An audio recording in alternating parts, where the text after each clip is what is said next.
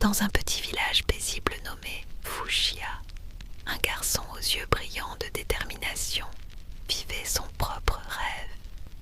Monkey D. Luffy, un gamin de 7 ans à peine, courait dans les ruelles poussiéreuses, son sourire aussi large que l'horizon.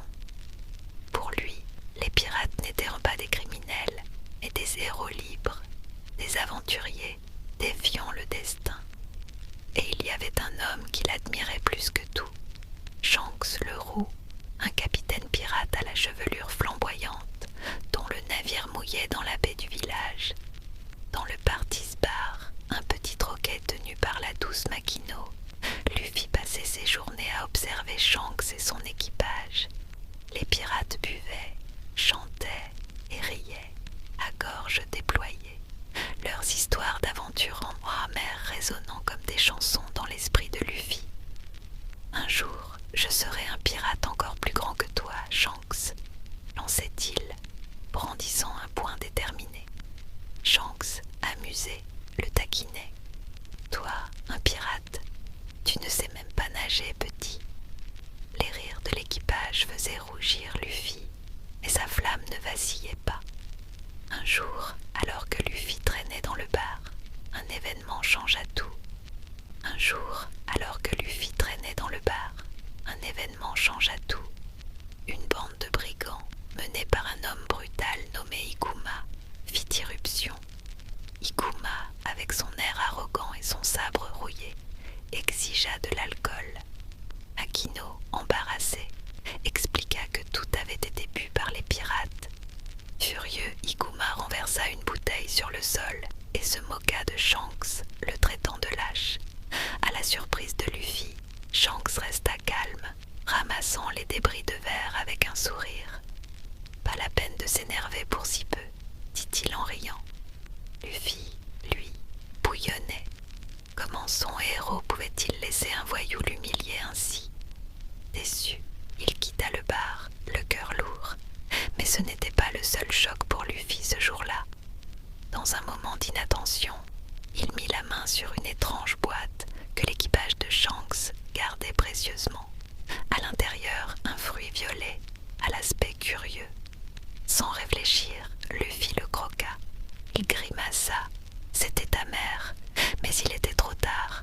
Shanks, paniqué, accourut. « Luffy, tu as mangé le Gomu Gomu no Mi. » Ce fruit, volé lors d'une expédition, était un fruit du démon, un objet maudit donnant des pouvoirs extraordinaires, au prix d'un terrible sacrifice. Désormais, le corps de Luffy était comme du caoutchouc, capable de s'étirer à l'infini, mais il ne pourrait plus jamais nager. Pour un futur pirate, c'était une malédiction cruelle, mais Luffy, têtu comme une mule, ne voyait que l'avantage. Cool, je suis élastique maintenant. Quelques jours plus tard, alors que Shanks et son équipage étaient en mer, le destin frappa à nouveau.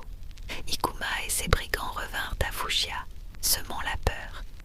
Luffy, toujours furieux du manque de réaction de Shanks, les affronta seul. « Vous n'êtes que des lâches !» cria-t-il, défiant Ikuma. Mais le garçon n'était pas de taille. Ikuma, cruel, le captura et l'emmena en mer sur un petit bateau, menaçant de le jeter aux requins. Luffy, attaché, se débattait et la mer grondait autour de lui, impitoyable. Soudain, un cri perça l'air. Shanks apparut, debout sur son navire, son équipage derrière lui. Ses yeux, d'habitude rieurs, brûlaient d'une colère froide. « Ikuma, si tu touches plus à ce gamin, tu le regretteras. » Le brigand ricana, jetant Luffy à l'eau. Alors que le garçon coulait, un monstre marin, un roi des mers, surgit des profondeurs, ses crocs luisants prêts à dévorer Luffy. Mais Shanks plongea, plus rapide que l'éclair, et fixa la bête droit dans les yeux. Une aura terrifiante émana de lui, un pouvoir invisible qui fit trembler la mer elle-même. Le monstre s'enfuit, terrifié.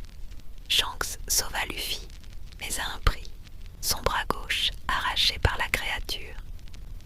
De retour au village, Luffy, bouleversé, pleurait. Pourquoi tu as fait ça, Shanks? Ton bras. Shanks, souriant malgré la douleur, posa son chapeau de paille sur la tête de Luffy. Ce n'est qu'un bras, petit. Et toi, tu es mon ami. Garde ce chapeau. Il est précieux pour moi. Rends-le-moi quand tu seras devenu un grand pirate. Ces mots gravèrent une promesse dans le cœur de Luffy. 10 ans plus tard, un Luffy de 17 ans, plus déterminé que jamais, prit la mer dans une petite barque, son chapeau de paille toujours vissé sur la tête. Mais à peine parti, le seigneur des côtes réapparut, prêt à l'engloutir. Luffy, loin d'être effrayé, éclata de rire. « Tu n'es pas de taille, mon vieux. » D'un coup de poing élastique, il repoussa le monstre d'un seul coup. « En route pour l'aventure !» cria-t-il, les yeux brillants, prêt